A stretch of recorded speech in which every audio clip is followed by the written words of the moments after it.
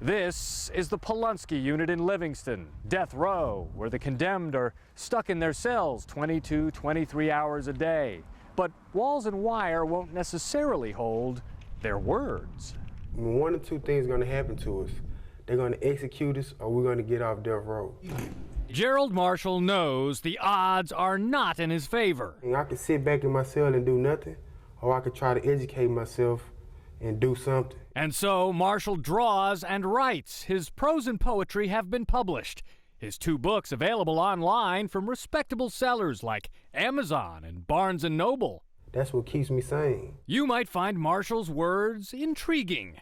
Rose Barton does not. Every time I think about Gerald Marshall, I don't know.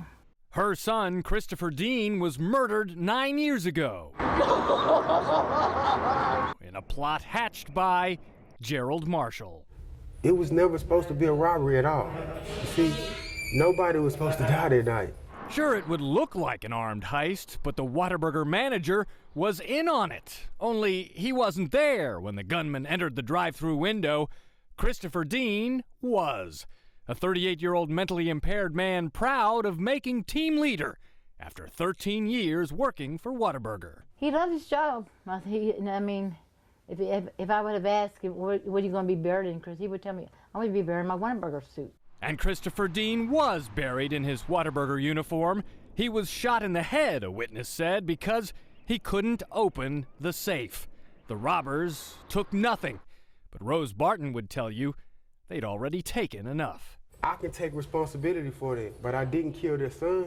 Gerald Marshall insists he was railroaded by his co-defendants. I'm on death row for shooting Christopher. I didn't do that. He's hoping proceeds from these books will help him hire a lawyer for his appeals. Marshall says the books are being sold by a woman in Germany, his publisher and benefactor, since she deposits money in his prison commissary account, but he denies profiting from the sales. But if she gave you money from the book sales, then you're profiting from the book. How? Because money that came from a book sale ends up with you. What if she paid an attorney? Is the attorney helping you? He would be. Yeah, then you're profiting, right? From the book sale. To purchase an attorney? But you wouldn't be able to without selling the book. You're right. Gerald Marshall says it's not much money, as few books have sold.